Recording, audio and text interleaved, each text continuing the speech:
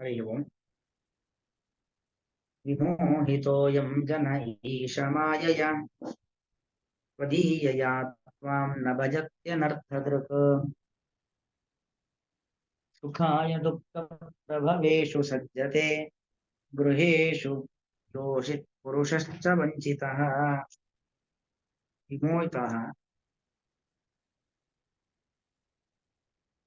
विमोहितः अयं जनः ईशा मायया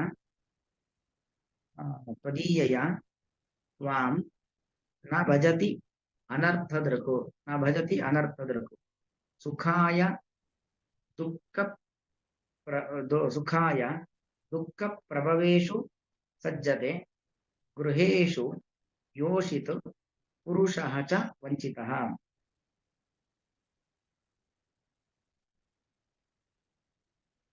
ಅಂದ್ರೆ ಅದೇ ಆ ಮುಚುಕುಂದನ ಒಂದು ಪ್ರಕರಣ ಏನು ಬಂದಿತ್ತು ಅಲ್ಲಿ ಬರ್ತಕ್ಕಂಥ ಮಾತು ಈಶಾ ಅಂತ ಭಗವಂತನನ್ನ ಸಂಬೋಧನೆ ಮಾಡತಕ್ಕಂಥದ್ದು ಸಂಬೋಧನೆ ಮಾಡಿ ಅಯಂ ಜನಃ ಮಾಯೆಯ ವಿಮೋಹಿತ ಅಯಂ ಜನ ನಾನು ಅಂತ ಅರ್ಥ ನಾನು ಮಾಯೆಯಿಂದಾಗಿ ಅಜ್ಞಾನದಿಂದಾಗಿ ಮೋಹಕ್ಕೊಳಗಾದೆ ಮಾಯಾ ಅಂದ್ರೆ ಅದು ಭಗವಂತನದ್ದೇ ಒಂದು ಬಂಧಕ ಶಕ್ತಿ ಎಲ್ಲವೂ ಭಗವಂತನದ್ದೇ ಅಲ್ವ ಜಗತ್ತಿನಲ್ಲಿ ಇರುವಂತ ಪ್ರತಿಯೊಂದು ಕೂಡ ಭಗವಂತನದ್ದೇ ಹಾಗಾಗಿ ಮಾಯಾ ಶಬ್ದಕ್ಕಿಲ್ಲ ಅರ್ಥ ಏನು ಅಂತ ಹೇಳಿದ್ರೆ ಆ ಮುಚುಕುಂದರಾಜ ಹೇಳ್ತಕ್ಕಂಥದ್ದು ನಿನ್ನ ಒಂದು ಬಂಧಕ ಶಕ್ತಿ ಅಯಂ ಜನ ಈ ನಾನು ನಿನ್ನ ಒಂದು ಬಂಧಕ ಶಕ್ತಿಯಿಂದಾಗಿ ಬಂಧಿತನಾಗಿದ್ದೇನೆ ಮಾಯೆಯ ವಿಮೋಹಿತ ವಿಮೋಹಿತ ಅಂದ್ರೆ ವಿಶೇಷವಾಗಿ ಮೋಹಕ್ಕೊಳಗಾಗ್ಬಿಟ್ಟಿದ್ದೇನೆ ನಿನ್ನ ಅಂದ್ರೆ ಅರ್ಥ ಏನು ನಿನ್ನ ಅಧೀನದಲ್ಲಿ ಇರತಕ್ಕಂಥ ಒಂದು ಮಾಯಾ ಆ ಮಾಯೆಯಿಂದಾಗಿ ನಾನು ಬಂಧಿತನಾಗಿದ್ದೇನೆ ಹಾಗಾಗಿ ಅನರ್ಥ ದೃಕ್ ನನ್ನ ದೃಷ್ಟಿ ಯಾವ ಕಡೆ ಇದೆ ಅಂತ ಹೇಳಿದ್ರೆ ಅನರ್ಥಕರವಾದಂತ ಅನರ್ಥಂ ಪಶ್ಯತಿ ಇದು ಅನರ್ಥ ದೃಕ್ ಅನರ್ಥವಾದದ್ದನ್ನೇ ನೋಡ್ತಾ ಇದೆ ಯಾವುದು ಕೆಟ್ಟದ್ದೋ ಆ ಕೆಟ್ಟದ್ದನ್ನೇ ನೋಡ್ತಾ ಇದೆ ಅಂದ್ರೆ ಮತ್ತೆ ಹುಟ್ಟೋದು ಮತ್ತೆ ಸಾಯೋದು ಹುಟ್ಟು ಸಾವುಗಳ ಸಂಸಾರದಲ್ಲಿ ಇರ್ತಕ್ಕಂಥ ಅನೇಕ ಜಂಜಾಟಗಳು ಲಾಭನಷ್ಟಗಳು ಸುಖ ದುಃಖಗಳು ಅದರ ಕಡೆಗೆ ನನ್ನ ದೃಷ್ಟಿ ಹೋಗ್ತಾ ಇದೆ ಯಾಕೆ ನಾನು ಮಾಯೆಯಿಂದ ಬಂಧಿತನಾಗಿದ್ದೇನೆ ಮೋಹಿತನಾಗಿದ್ದೇನೆ ಮೋಹ ಅಂದ್ರೆ ಅಜ್ಞಾನಕ್ಕೊಳಗಾಗಿದ್ದೇನೆ ನಿನ್ನಾಧೀನವಾಗಿರತಕ್ಕಂಥ ಮಾಯ ಅಂದ್ರೆ ನೀನೇ ಈ ಒಂದು ಮಾಯೆಯನ್ನು ಹೊರತರಿಸಬೇಕು ನೀನೇ ಸೃಷ್ಟಿ ಮಾಡಿರ್ತಕ್ಕಂಥ ಮಾಯ ನಿನ್ನ ಅಧೀನದಲ್ಲಿ ಇರತಕ್ಕಂಥ ಮಾಯ ನಿನ್ನಾಧೀನದಲ್ಲಿ ಇರತಕ್ಕಂಥ ಮಾಯೆಯಲ್ಲಿ ನಾನು ಬಂಧಿತನಾದದ್ದರಿಂದಾಗಿ ನಾನು ಈ ಒಂದು ಬಂಧನದಿಂದ ಹೊರಗೆ ಬರಬೇಕು ಹೇಳಿದ್ರೆ ಅಯಂ ಈಶಾ ಅಯಂ ಜನಃ ತ್ವದೀಯಯ ಮಾಯಯ ಅನರ್ಥದೃಕ್ ಭಜತಿ ಅನರ್ಥದೃಕ್ ಅನರ್ಥದಲ್ಲೇ ಹಾಗಾಗಿ ತ್ವಾಂ ನ ಭಜತಿ ಅನರ್ಥದೃಕ್ ನಾನು ಅನರ್ಥದೃಕ್ ಕೆಟ್ಟದ್ದರಲ್ಲೇ ನನ್ನ ದೃಷ್ಟಿಯನ್ನ ಇಟ್ಟಿದ್ದೇನೆ ಅದರಿಂದಾಗಿ ತ್ವಾಂ ನ ಭಜತಿ ನಿನ್ನನ್ನ ನಾನು ನೋಡ್ತಾ ಇಲ್ಲ ನಿನ್ನ ಸ್ಮರಣೆ ಮಾಡ್ತಾ ಇಲ್ಲ ನಿನ್ನ ಸೇವೆಯನ್ನ ಮಾಡ್ತಾ ಇಲ್ಲ ಸುಖಾಯ ದುಃಖ ಪ್ರಭವೇಶು ಸಜ್ಜತೆ ಅಯಂ ಜನಃ ಈ ನಾನೇನ್ ಮಾಡ್ತಾ ಇದ್ದೇನೆ ಅಂತ ಹೇಳಿದ್ರೆ ಸುಖಕ್ಕೋಸ್ಕರವಾಗಿ ದುಃಖ ಪ್ರಭವೇಶು ಸಜ್ಜತೆ ಸುಖ ಬರಬೇಕು ಅಂತ ನನಗೆ ಉದ್ದೇಶ ಇದೆ ಸುಖ ಬೇಕು ಅಂತ ಹೇಳಿ ಯಾವುದು ಸುಖವನ್ನು ಕೊಡುತ್ತೋ ಆ ಕಡೆಯಲ್ಲಿ ನಾನು ಹೋಗ್ಬೇಕಲ್ವಾ ಸುಖ ಬೇಕು ಅಂತ ಹೇಳಿ ದುಃಖ ಪ್ರಭವೇಶು ಸಜ್ಜತೆ ದುಃಖದ ಪ್ರಭವ ದುಃಖದ ಉತ್ಪತ್ತಿ ಸ್ಥಾನ ಅಂದ್ರೆ ಯಾವುದು ಮನೆ ಮಡದಿ ಮಕ್ಕಳು ಸಂಸಾರ ಈ ನಮ್ಮ ವ್ಯವಹಾರ ಇದೆಲ್ಲವೂ ಕೂಡ ದುಃಖದ ಉತ್ಪತ್ತಿ ಸ್ಥಾನ ದುಃಖ ಪ್ರಭವ ದುಃಖ ಪ್ರಕರ್ಷೇಣ ಭವಂತಿ ಅನೇನೈತಿ ದುಃಖ ಪ್ರಭವ ದುಃಖವು ಎಲ್ಲಿ ಚೆನ್ನಾಗಿ ಹುಟ್ಟಿ ಬರುತ್ತದೋ ಅದೆಲ್ಲವೂ ಕೂಡ ದುಃಖ ಪ್ರಭವ ಹಾಗಾಗಿ ದುಃಖದ ಉತ್ಪತ್ತಿ ಸ್ಥಾನಗಳಲ್ಲಿ ನಾನು ಮೂರ್ಖನಾಗಿ ಯಾಕೆ ತ್ವದೀಯ ಮಾಯಾ ವಿಮೋಹಿತ ನಿನ್ನ ಮಾಯೆಯಿಂದ ನಾನು ಮೋಹಿತನಾಗಿದ್ದೇನೆ ನಿನ್ನ ಮಾಯೆಯಿಂದ ನಾನು ಮೋಹಿತನಾದದ್ದರಿಂದಾಗಿ ದುಃಖ ಪ್ರಭವೇಶು ಸಜ್ಜತೆ ದುಃಖೋತ್ಪತ್ತಿಕರವಾಗಿರತಕ್ಕಂಥ ಸ್ಥಾನದಲ್ಲಿ ನಾನು ಆಸಕ್ತನಾಗಿದ್ದೇನೆ ಅದೇ ರೀತಿಯಲ್ಲಿ ಅದ್ಯಾವುದು ದುಃಖ ಪ್ರಭವೇಶು ಗೃಹೇಶು ಅಲ್ಲಿ ತಗೊಂಡು ದುಃಖ ಪ್ರಭವೇಶು ಗೃಹೇಶು ಒಂದು ಬಹುವಚನ ಇದೆ ಬರೀ ಮನೆ ಅಂತಲ್ಲ ಮನೆ ಮಡದಿ ಮಕ್ಕಳು ಸಂಸಾರ ವ್ಯವಹಾರ ಲಾಭ ನಷ್ಟ ಎಲ್ಲದರಲ್ಲೂ ಕೂಡ ನನ್ನ ಬಯಕೆ ನನ್ನ ದ್ವೇಷ ಇವುಗಳಲ್ಲಿ ನಾನು ಸಜ್ಜತೆ ಆಗಿದ್ದೇನೆ ಇನ್ನು ಮನೆಗಳಲ್ಲಿ ಗೃಹೇಶು ಯೋಷಿತ್ ಪುರುಷಶ್ಚ ವಂಚಿತ ಅಂದ್ರೆ ಇಬ್ಬರೂ ಕೂಡ ಯೋಷಿತ್ ವಂಚಿತ ಪುರುಷ ಅಂದ್ರೆ ಯೋಷಿತ್ ಪುರುಷ ಅಂತ ಯೋಷಿತ್ ಪುರುಷ ಎರಡು ತರ ಒಂದು ಯೋಷಿತು ಪುರುಷ ಸ್ತ್ರೀಯಾಗಲಿ ಪುರುಷನಾಗಲಿ ಇಬ್ಬರೂ ಕೂಡ ವಂಚಿತರಾಗಿರ್ತಾರೆ ಅಂತ ಒಂದರ್ಥ. ಯೋಷಿತು ಚ ಪುರುಷ, ಇಬ್ಬರು ಕೂಡ ಏನಾಗಿದ್ದಾರೆ, ವಂಚಿತರಾಗಿದ್ದಾರೆ. ಅಥವಾ ಇನ್ನೊಂದು ಅರ್ಥನೂ ಇದೆ, ಇನ್ನೊಂದು ಅರ್ಥ ಹೇಳ್ಬೋದು.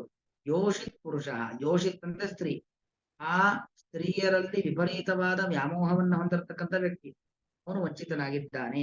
ಹಾಗೆ ಉಲ್ಟವೂ ಕೂಡ ಆಗತ್ತೆ, ಪುರುಷನಲ್ಲಿ ವಂಚಿತನಾಗಿರ್ತಕ್ಕಂಥ, ಪುರುಷನ ಮಾಯೆಯಲ್ಲಿ ಪುರುಷನ ವ್ಯಾಮೋಹ ಅದರಲ್ಲಿ ಸಿಕ್ಕಾಕೊಂಡಿರ್ತಕ್ಕಂಥ ಸ್ತ್ರೀ ಅವಳು ವಂಚಿತಲಾಗಿರ್ತಾಳೆ. ಯಾಕೆ ವಂಚಿತಲಾಗಿರ್ತಾಳೆ? ವಂಚಿತ ಅಂದ್ರೇನು? ಸಿಗಬೇಕಾದದ್ದನ್ನ ಕಳೆದುಕೊಳ್ಳೋದು. ವಂಚಿತರು ಅಂದ್ರೆ ಹಾಗೆ, ನಾನು ಈ ಅವಕಾಶ ವಂಚಿತನಾದೆ, ಈ ಅವಕಾಶವನ್ನು ತಪ್ಪಿಸಿಕೊಂಡೆ ಅಂತ ಅರ್ಥ ಅಲ್ವಾ? ಹಾಗೆ ನಾವು ನಿಜವಾಗಿ ಯಾವುದು ಸುಖವೋ, ಯಾವುದು ನಮಗೆ ಸುಖವನ್ನು ಕೊಡುತ್ತೋ ಅದರಿಂದ ವಂಚಿತರಾಗಿದ್ದೇವೆ ನಾವೆಲ್ಲರೂ. ಯೋಷಿತ್ತಾಗಿರ್ಬೋದು, ಅಂದ್ರೆ ಹೆಣ್ಣಾಗಿರ್ಬೋದು, ಪುರುಷನಾಗಿರ್ಬೋದು, ಇಬ್ಬರೂ ಕೂಡ. ಅಥವಾ ಯಾರು ಯೋಷಿತ್ನಲ್ಲಿ ವಿಪರೀತ ಆಸಕ್ತಿಯನ್ನು ಹೊಂದಿರತಕ್ಕ ಪುರುಷನಲ್ಲಿ ವಿಪರೀತ ಆಸಕ್ತಿಯನ್ನು ಹೊಂದಿರತಕ್ಕಂಥ ಯೋಷಿತ, ನಾವೆಲ್ಲರೂ ಕೂಡ ಆ ಒಂದು ಸುಖ, ನಿಜವಾದ ಸುಖ ಅಂದ್ರೆ ಮೋಕ್ಷ ಸುಖ, ಭಗವಂತನ ಅನುಗ್ರಹದಿಂದ ಸಿಗತಕ್ಕಂಥ ಸುಖ, ಅದರಿಂದ ನಾವೆಲ್ಲರೂ ಕೂಡ ಏನಾಗಿದ್ದೇವೆ, ವಂಚಿತರಾಗಿದ್ದೇವೆ. ಅದನ್ನ ಇಲ್ಲಿ ಹೇಳ್ತಾರೆ ಒಂದು ನಿಮಿಷ.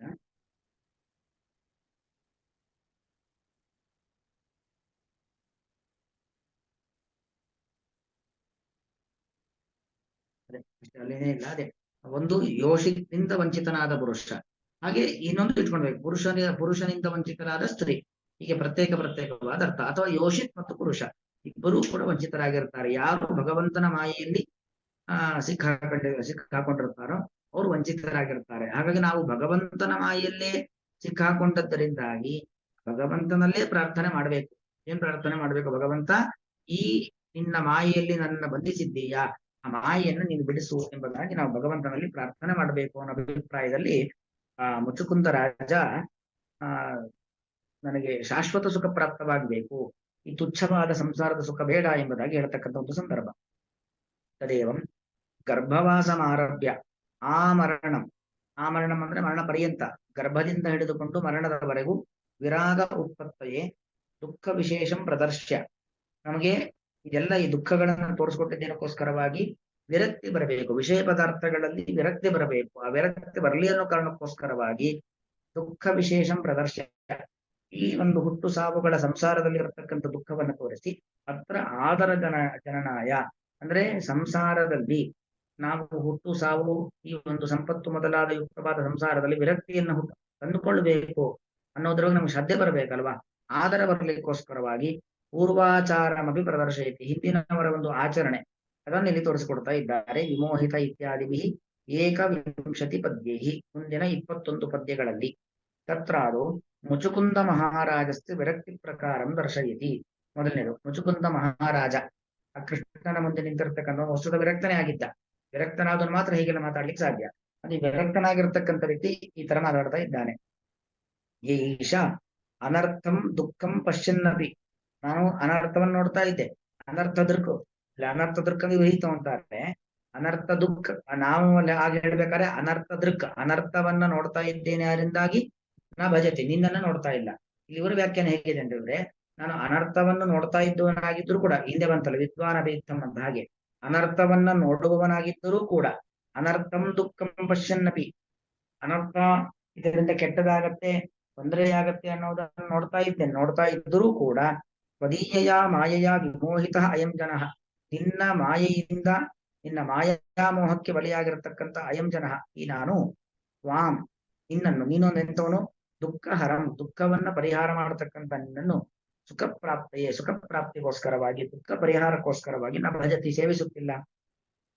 ಇಂಚ ಸ್ವದೀಯ ಮಾಯೆಯ ಏವ, ನಿನ್ನ ಮಾಯೆಯಿಂದಲೇ ಯೋಷಿತ್ ಪುರುಷಶ್ಚ ಇತ್ಯೇವಂ ಜನಃ ವಂಚಿತಃ. ಯೋಷಿತು ಪುರುಷ ಅಂದ್ರೆ ನನಗೆ ಬೇಕಾಗಿರತಕ್ಕಂಥ ಹೆಣ್ಣು, ನನಗೆ ಬೇಕಾಗಿರತಕ್ಕಂಥ ಗಂಡು, ಈ ಒಂದು ಭಾವನೆಯಿಂದಾಗಿ ಜನಃ ವಂಚಿತಃ, ಮೋಹಿತ, ವಂಚಿತ ಅಂದ್ರೆ ಮೋಹಕ್ಕೊಳಗಾಗಿದ್ದೇನೆ.